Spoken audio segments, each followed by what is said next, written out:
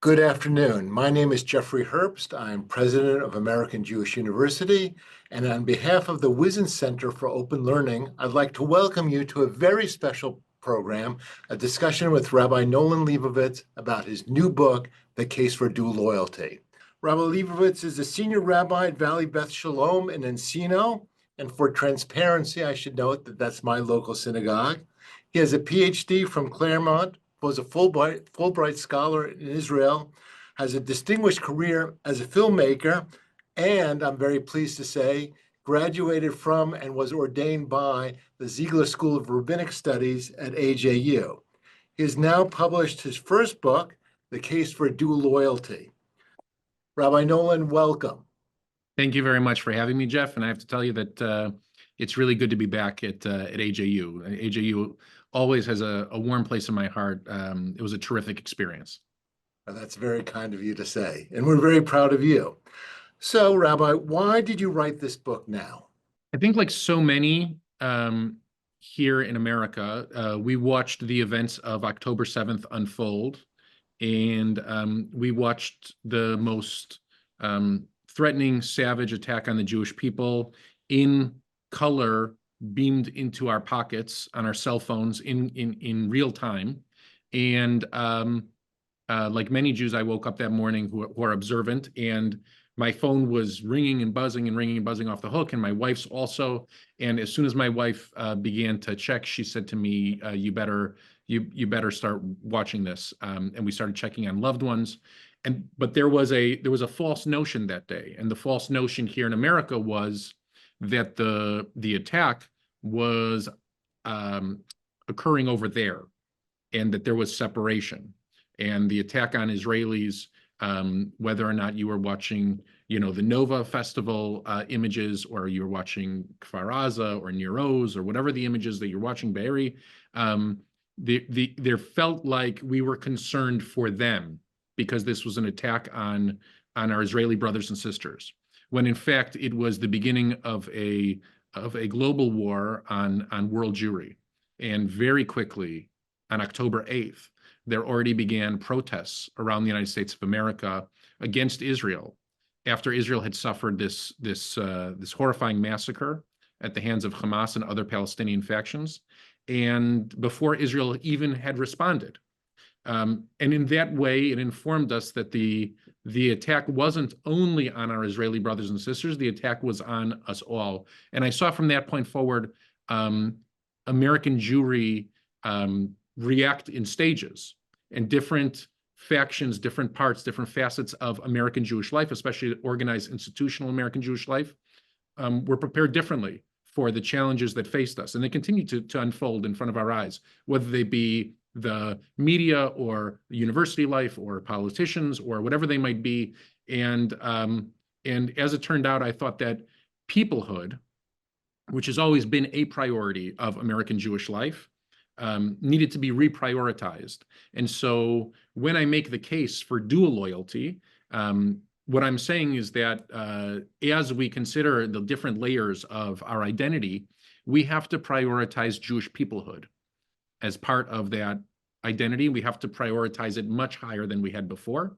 And so we need to carry a loyalty to our country here, the United States of America, which has been the greatest diaspora experience in the history of the Jewish people, filled with blessings and promise that treats us as absolute equals to all of our fellow citizens. And at the same time, we need to hold a loyalty and a prioritization to Jewish people everywhere around the world, especially in our Jewish homeland. I'll be asking Rabbi Nolan questions for about 20-25 minutes, and then we welcome questions from you, the audience. You can start submitting them now via the Q&A function at the bottom of the screen. As you are well aware and write at some length, the phrase dual loyalty carries a lot of baggage. You call it the oldest taboo of the diaspora.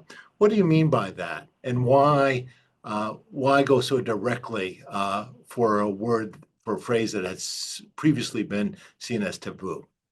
Well, You know me well, and going directly is the only way that I usually go. But aside from that, I think that what the last 15 months has taught us in the diaspora is that ideas that we once thought were taboo need to be reconsidered. In a sermon that I gave this past high holidays, I talked about being, you know, post-October 7th Jews, meaning to say we can't ever go back to October 6th. October 6th Judaism doesn't exist. That bubble has been burst for so many of us. Our eyes have been open. And so what does it mean? Well, it means that some words and ideas that were considered to be dangerous before or challenging. Dual loyalty has been used for centuries as an accusation against the Jewish people. And for that reason, we've pushed against it. We've been trained inside in our kishkis to push against that idea because we know where it's coming from, because we always assume that it's coming from others, right? It's coming from those people who are coming after that, coming after us. I talk about the 19th century of Jewish history in France, and basically how it begins with the Jewish Sanhedrin, the French Sanhedrin, that had to answer the questions about dual loyalty by Napoleon, and it ends with death to the Jews fervently being screamed by crowds at the Dreyfus trial, and Herzl watching this unfold in front of his eyes, and how the treasonous case that was brought before the court didn't actually spark people screaming death to Dreyfus. It caused them to scream death to the Jews. And so at the beginning of the century, we have the response of the French Sanhedrin, very much inside the box, seeing that accusation of dual loyalty and responding and trying to Talmudically parse our way out of it, like we always have, to explain why it is that we could be proud citizens of a nation, why it is we say next year in Jerusalem, but really how we don't literally mean that is how the French Sanhedrin wanted the accusers to understand the Jewish people. And by the end of the century, you have Herzl saying this is an untenable position. We have to be honest with the world, but more importantly, we have to be honest with ourselves. And that's, I think, where we have to be right now. We have to be honest with ourselves. Most of us who attend synagogues on Shabbos, and if you don't, I encourage you to attend synagogue on Shabbos. I'm contractually obligated here at VBS to say that out loud. We'll find that in the sanctuary that you attend, there is an American flag and a flag of the state of Israel. And I don't know how many Jewish people have ever stopped and thought, why is it that both of those flags are in the front of the sanctuary? Not just in the front of the sanctuary, but actually flanking our holiest item in the sanctuary. It's usually on both sides of the Aron Kodesh. And it's to portray that both of those places hold a sacred place in our heart. And it's not because we're citizens of Israel. I'm not a citizen of Israel yet. One day, God willing, I might be, but at this point, I'm not a citizen of Israel. And yet I understand that I have a bond, a sacred bond to that place and to those people as family and as my homeland. And so those flags portray the two bonds that the American Jewish community uniquely shares. And I think that it was sitting on a Shabbat morning when I was trying to put together my thoughts into what I knew was going to be my first book. That image that I've seen 1,000 times in 1,000 synagogues and 1,000 sanctuaries, on both sides of 1,000 arcs, suddenly crystallized for me, and I understood that this was an idea that we could no longer fear, but it was one that we should actually take pride in. Let me push on the taboo element. You define dual loyalty as being no less loyal to your people than your home nation. The fear is then, why should Americans trust the Jewish community to do what's best for the United States in public policy debates and the like, especially around contentious issues in the Middle East? Right.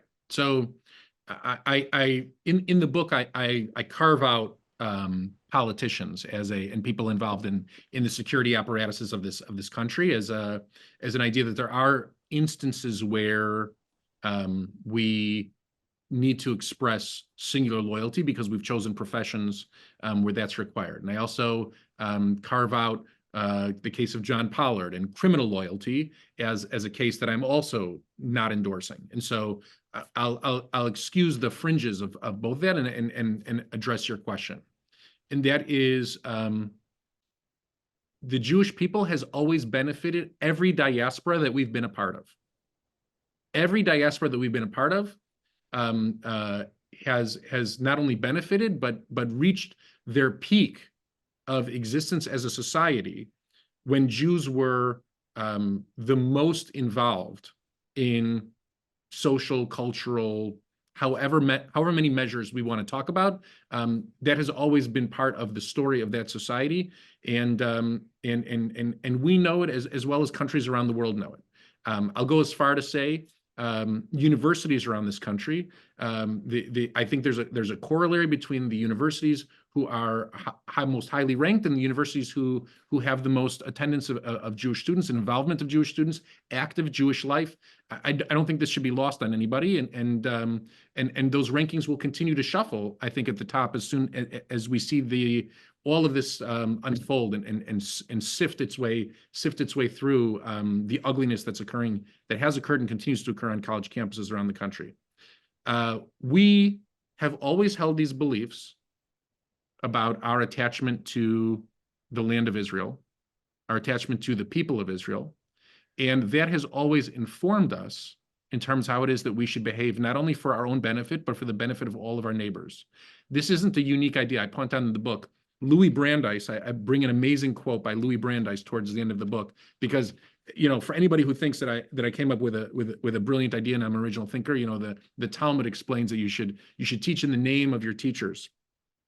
And Louis Brandeis actually, I'm going to read a portion of the quote. There is no inconsistency between loyalty to America and loyalty to Jewry. The Jewish spirit, the product of our religion and experiences, is essentially modern and essentially American. Indeed, loyalty to America demands rather each American Jew become a Zionist. Now, he wrote that in 1915.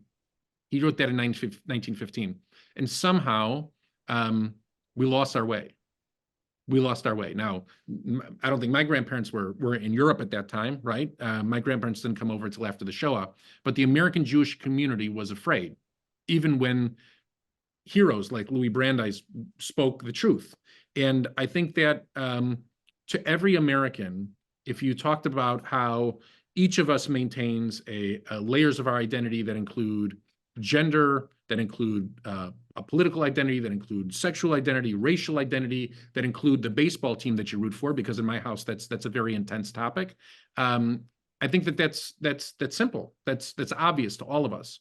To say that you have a layer of your identity that is Jewish, and that layer should be absolutely raised up in this time, and that means that Jewish priority includes concern for what happens for Jews around the world. And Jews around the world basically mean, at this point, 90% or so Jews around the world mean Jews living in the United States and Jews living in Israel. I think that also becomes obvious and simple to people. And I think that Americans, more and more Americans understand that the Jews live basically in two places, in two poles, without trying to insult our Jewish brothers and sisters that live in England and France and Canada and Australia and whatnot. But the future of world Jewry will rest on the future of these two incredible places. So, pushing more to understand what dual loyalty means, you argue, and I thought a provocative statement in the book, the prioritization of a tikkun olam has betrayed the Jewish people, arguing that it has distracted us from peoplehood. Now, you and I have heard many sermons, many b'nai mitzvahs that begin with adherence to tikkun olam. It's a favorite on cable news. How wrenching a statement is that for modern American Jewry?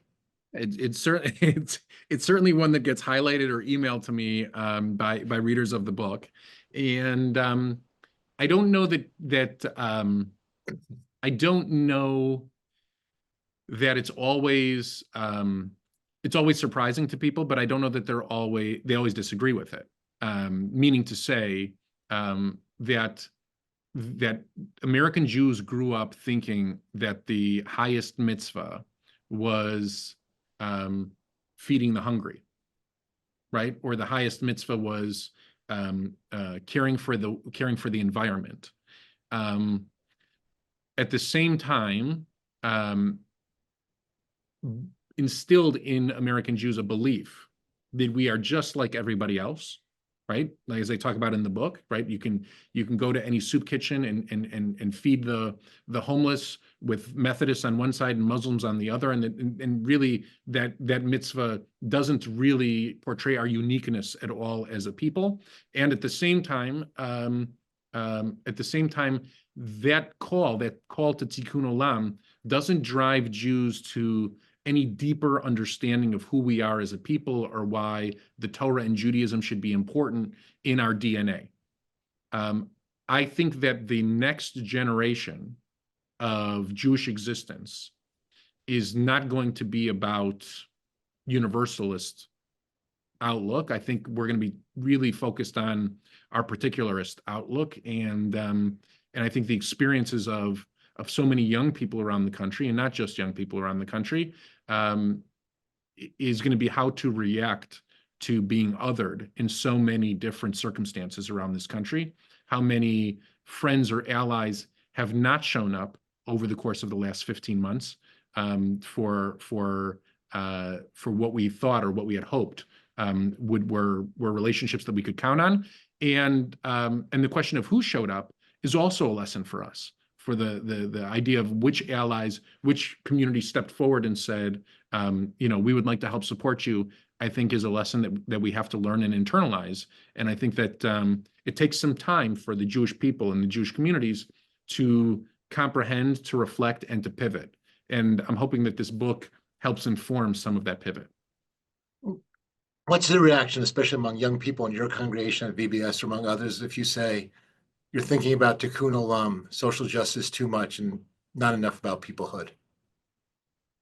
Well, I mean, I can tell you that I talk to the kids in the day school, once or twice a week at morning minyan, and so they get a straight dosage of my thoughts. And a lot of people in the community have heard my ideas before. So the book is in so many ways not written for my community that hears me on a regular basis. It's written for kind of a national audience, and in these book talks around the country, different rabbis have invited me in who both want to encourage these ideas to be introduced to their community, and also want to begin these conversations in their community, because I think that this then becomes a catalyst for change for them, and allows them to speak to their young people who maybe haven't heard these messages as regularly as our young people have here. But again, this doesn't mean that tikkun olam will not exist in Judaism anymore. I just feel like in my upbringing, and I'm 45. I grew up in a fairly conservative synagogue in Bethel and Highland Park. I should say traditional conservative synagogue in Bethel and Highland Park. But my wife, who grew up at a Reform synagogue not too far away, just down the street, tikkun olam more or less defined Judaism for her. And I would say that my experiences in USY and youth groups almost completely revolves around tikkun olam and how we would help, our community. And they just happen to be programs that began at the synagogue. I'm proposing a Judaism that actually turns the synagogue into not only a place where the program begins, but turns Jewish life into the core of who we are as a people, as a being. How we see the world has to change, and so those focal lenses, those glasses that we see the world through, have to be Jewish lenses at this point. And I think that there are moments in history where we have to decide to put those glasses on. I talk about Herzl in the book as one of those moments, the end of the 19th, beginning of the 20th century. And by doing that, by encouraging Jews around the world to look at the world differently and look at themselves differently, more importantly, it changed the entire next century, allowed for one of the greatest miracles to happen in 2,000 years. Are we asking Rabbi Nolan questions for about 5 or 7 more minutes, and then we welcome questions from you, the audience. Please start submitting them now via the Q&A function at the bottom of the screen. So you have a theory of diasporic populations. You believe that all diasporas must end, or at least Jewish diasporas. You write, there's a segment of our people that has always preferred to live under the thinly veiled experience of peace and prosperity among our neighbors. That is until the veil tears. But you're optimistic at the same time about the Jewish community in the United States, that our end is not near. How do you thread that needle? Carefully. I think there's something special about the United States of America. I always have. It might be because of the way that my grandparents talked about this country. It might be because of the way that my parents talk about this country, the way I was raised. I was raised in a completely different world where at a Jewish day school, we actually said the Pledge of Allegiance every single morning.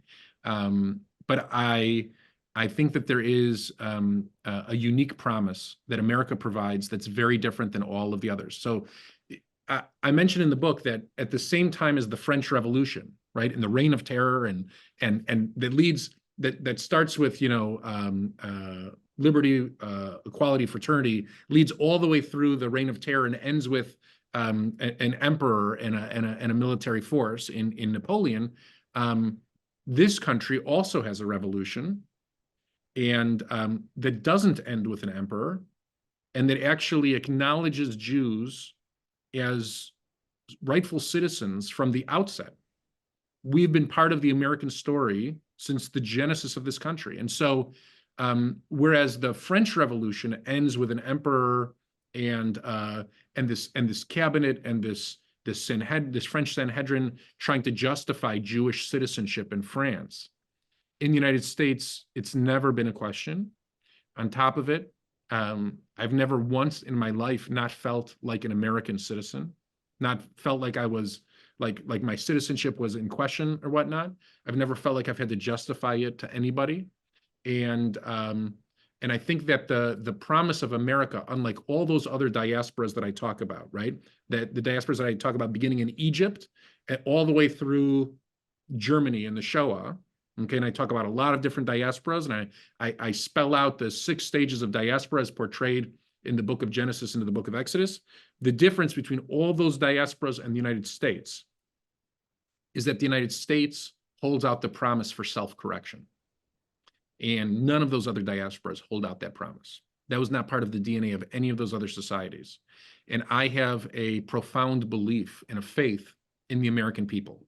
And although we might not always like the election results of each particular election, I really think that that the American people have always fought for the right side of whatever issue it is, and if you look at any polling information, as ugly as some of the images have been of marches and protests across New York City or Chicago or San Francisco or even LA, against Israel and against Jews and anti-Israelism and anti-Semitism or Jew hatred, it's absolutely the same thing at this point.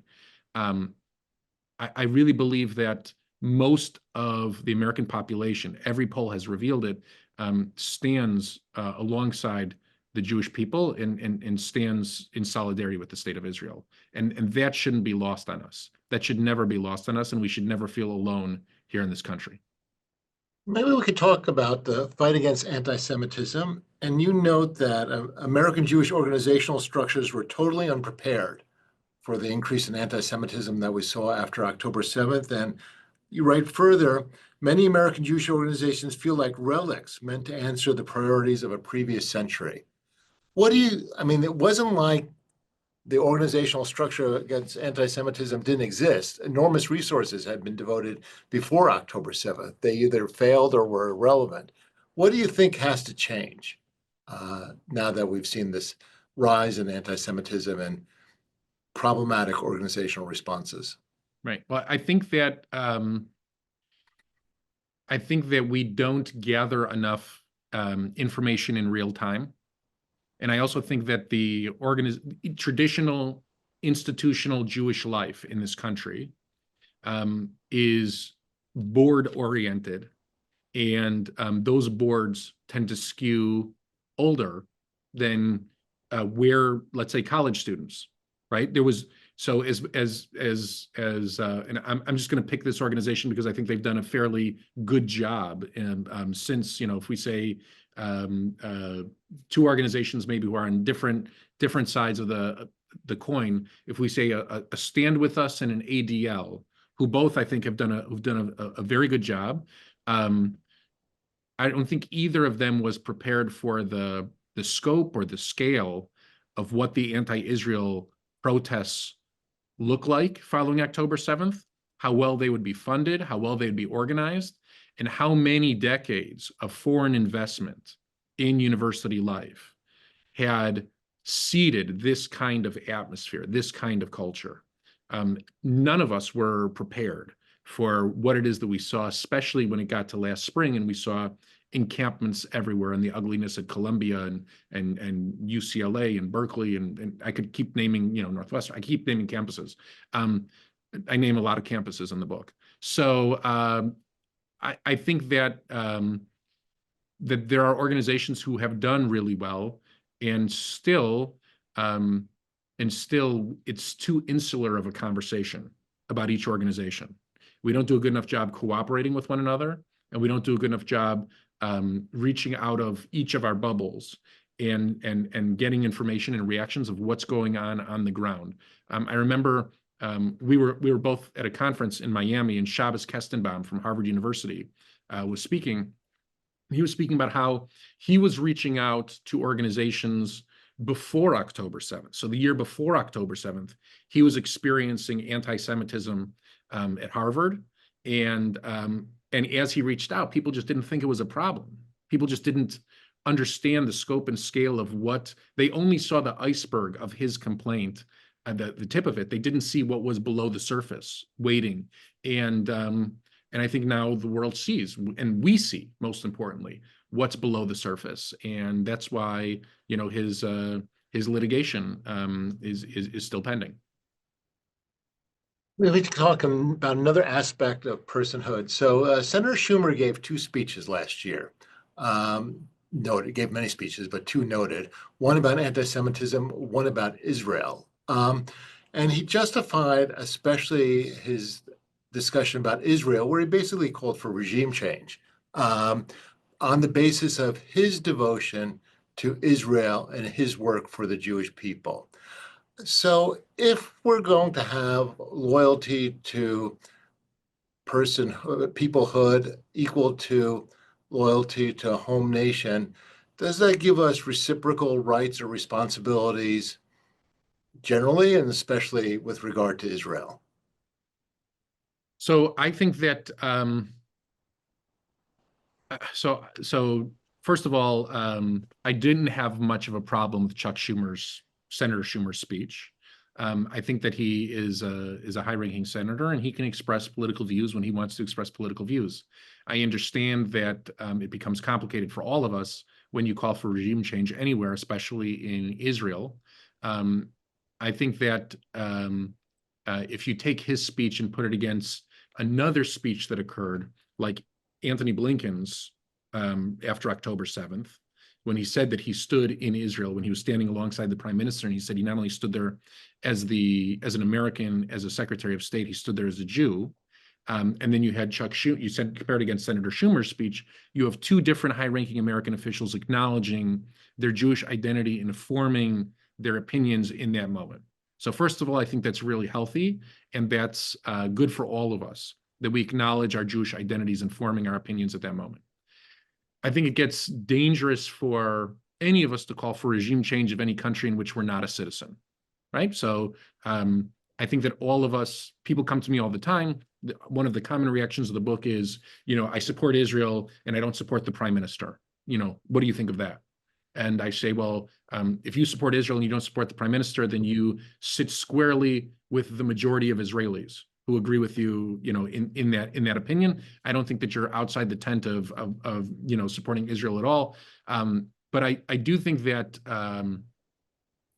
the Israeli elections, just like American elections, are held in a democratic fashion, and they represent the will of the people according to the rules that are created by its citizens, and especially by its founding parents, both here and both there. And so I never think it particularly helpful to delegitimize any of our leaders, because they are the result of the will of the people in both places. And I think that I would hate to see, the leaders in Israel delegitimize the leaders here. I think we can certainly question each other's judgment, and I think that it's actually incumbent on us as friends sometimes to question each other's judgment. And I think that we have, and we do behind closed doors. We've been doing it for years. I have no doubt when this comes out, as it did with Senator Schumer, I think the context of it was certainly problematic. It was during a war, and it wasn't. I don't know that it was so helpful in the moment. But I had no problem with American Jews saying that they think there's time for new leadership, and I think that it's part of our American DNA to understand term limits and the benefit of term limits, and certainly the benefit of whoever sits in that executive chair, term limits for that person. I don't think that's part of the Israeli DNA. It's certainly not part of an Israeli constitution, because there is no Israeli constitution. So the rules are different on both sides. The rules are different. There's two different societies, there's two different countries, and not enough American Jews understand the rules that Israelis understand about the elections that go on, their national elections for parliament, and vice versa. Let's go to questions from the audience, and thank you for submitting them, and please keep submitting them through the Q&A function at the bottom of the screen. So, Rabbi, one member of the audience writes, why do you think seemingly so many young Jews below 30 gradually succumb to what this person writes as a state of gullibility by unquestionably becoming seduced by the worst of baseless propaganda and lies, slander against Jewish brothers and sisters in Israel? So thank you for the question. I don't think that it's so many young people. I don't think so. I think that all of us are more acutely aware of the young people that we are related to ourselves. Okay, so it feels like so many young people when that young person is sitting at your Shabbos table telling you the views that they believe that that they believe the lies of Israel's genocide or other accusations that are all false. I do think that young people face a challenge that in this country that we have not faced. No generation that's watching this video has faced in a long time, and that is the idea of acceptability while maintaining a proud Jewish identity. And so all you have to do is read what's going on, not only in college campuses but in the job market. People are aware and afraid that their proud Jewish identity or their support of Israel or their support of Jewish peoplehood will punish them when it comes to other people making decisions about their future, whether it be acceptances or whether it be hireability.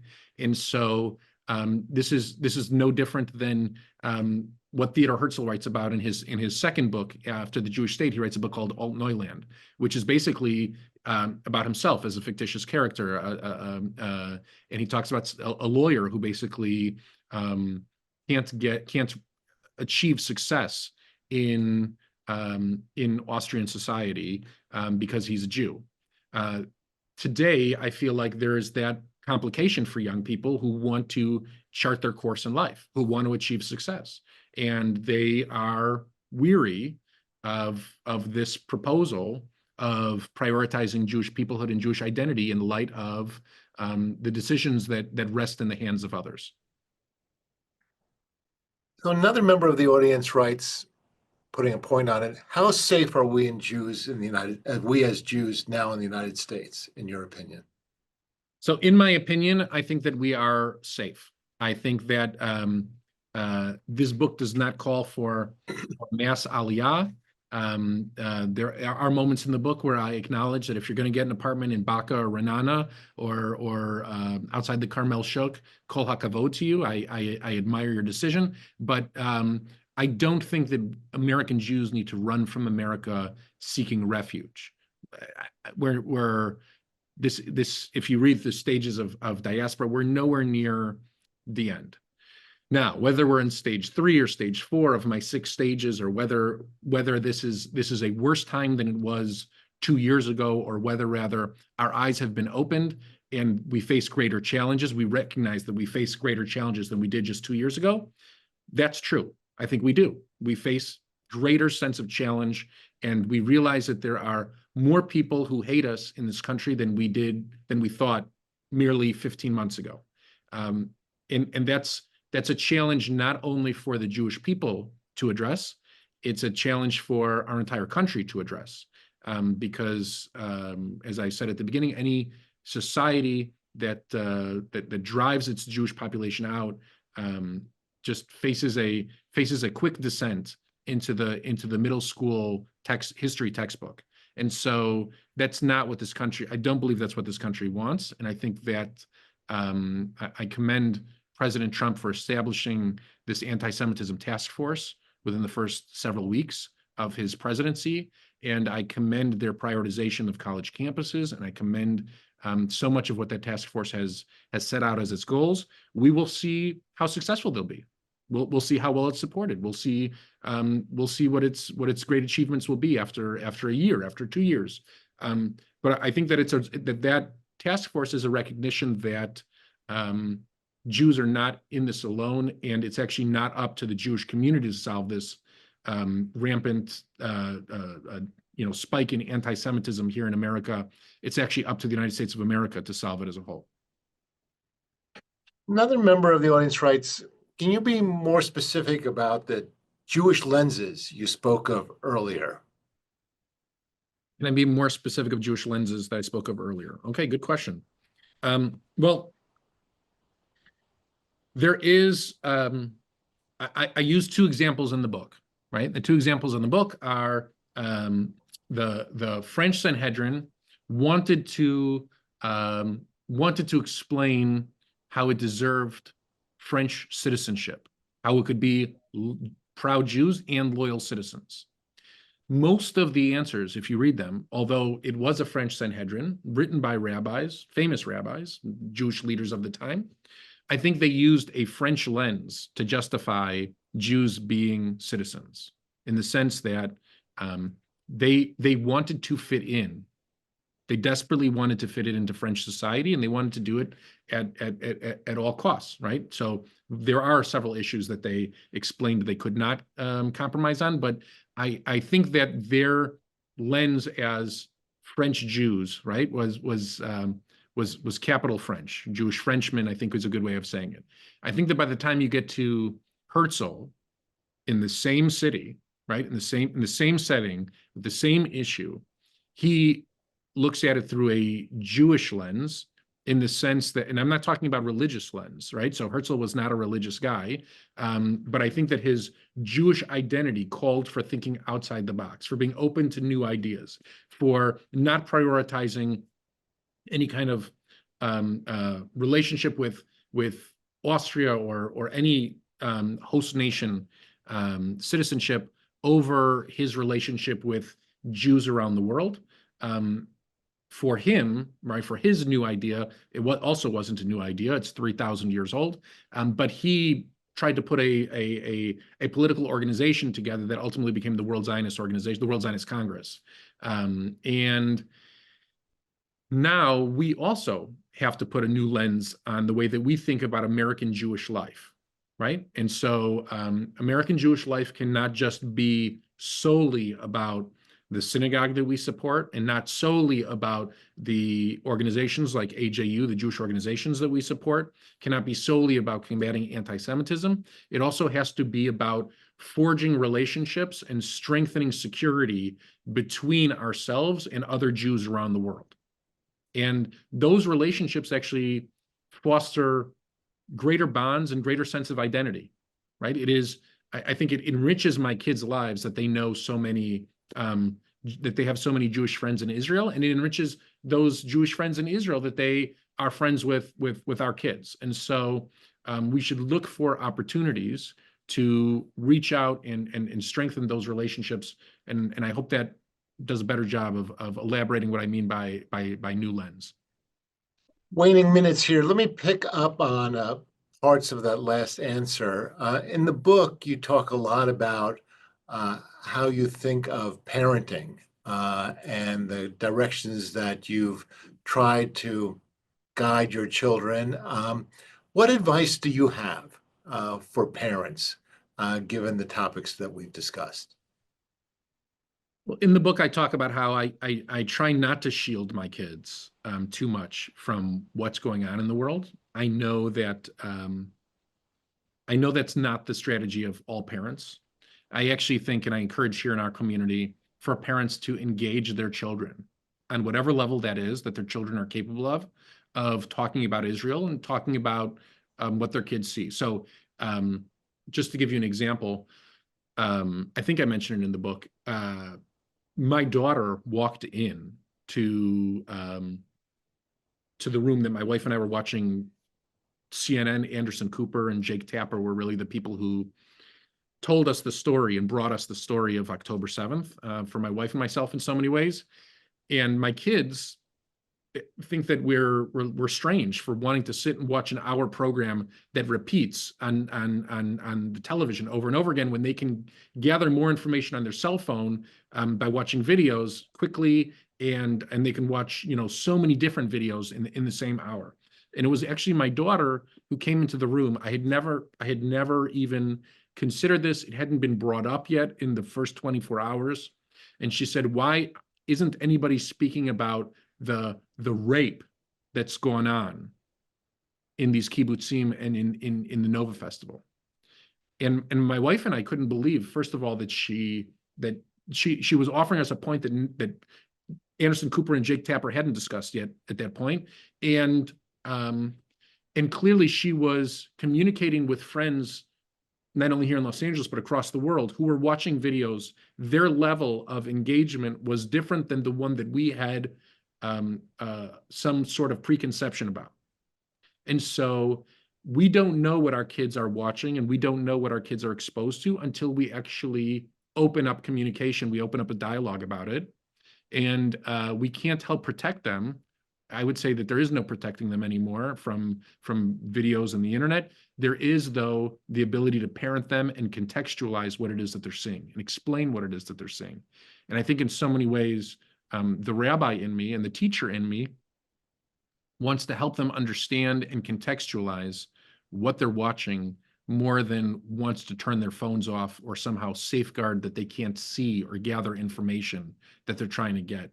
I've never been one to try to limit or try to put guards on what my kids could be exposed to, and it's really hard to raise them like that. It really is.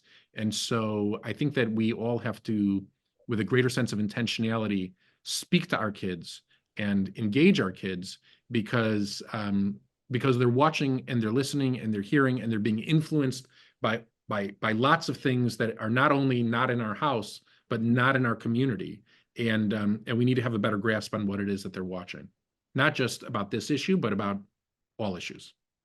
Rabbi, last question, and I'll tie it to some future programming. AJU, starting this week and for the next 3 weeks, we'll be having a series of programs on allyship, Jewish allyship with various communities, where we ask scholars and sometimes people who identify with those communities about their perspectives on allyship with the Jews, starting Thursday with my interview with Professor Anthea Butler about Jews in the African American community. But you mentioned in response to one question about our putative allies not showing up. And allyship has been a fundamental tenet of the ADL for more than a century of Jewish life.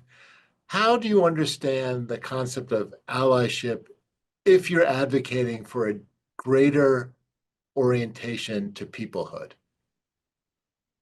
It's a great question, and I think this conversation about allyship is not only significant, but it's absolutely necessary. So I'm glad that the AJU is having it, and I'll be interested to see the program.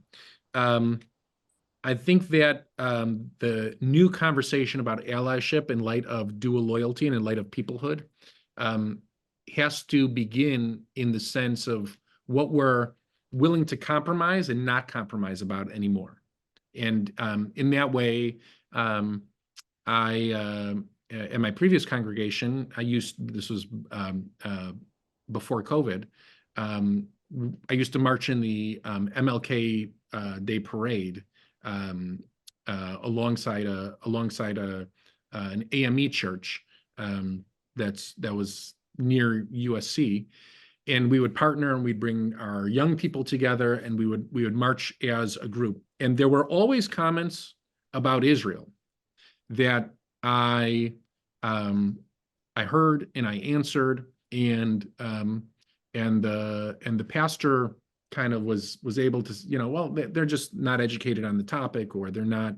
And so it's a fine line to engage with an ally, and especially a community of allies, and also where we draw the line where we're no longer willing to compromise. Right. So were you to hold these views, to say these things, there are lines that actually could break the allyship, and we should acknowledge those lines, I think, today differently than we did only 15 months ago. And I don't think that has to do with the allies. I think that has a lot more to do with us, meaning to say that the audience of the book, The Case for Dual Loyalty, is about addressing the Jewish soul, how we reorient ourselves following the events of October 7th and its aftermath. And we have to behave differently. And so if we behave differently, we will create new allies. We will find new allies. We'll create new alliances that'll be predicated on a new set of assumptions. And I think it'll be a lot healthier moving forward if those relationships are founded upon the assumption that we're not embarrassed, that we're proud of our relationship with our brothers and sisters in Israel. We're not embarrassed that we're supportive of Israel. And I just, in many ways, refuse to be accused of the lies and the urban legends that perhaps was socially acceptable just a few years ago to be asked out. There perhaps needs to be some level of education or some expectation of education on both sides of what it means to be Jewish, even before what it means to be Jewish in 2025 in this post-October 7th world. And that's different than it was perhaps in the October 6th before. Unfortunately, we're out of time. We could obviously discuss these issues for much longer. It's been a pleasure to welcome back Rabbi Nolan Lebovitz with his new book, The Case for Dual Loyalty. In the chat, we've placed a link to the Amazon page where you can purchase the book. And we've also provided Rabbi Nolan's social media handles. Nolan, thank you very much for joining with us on this very important topic today. Thank you very much, Jeff. And if people follow me on social media, they can see me when I enter their own little their hoods and see them at their local synagogues across the spring. Thank you, Jeff, very much. Excellent. And thank you to you, the audience, for joining us for another AJU program. We hope you'll go to our webpage, www.aju.edu, often to see the many exciting programs. And of course, we're also grateful for your continuing support. This has been Jeff Herbst on behalf of the Wisen Center for Open Learning of American Jewish University. Thanks so very much.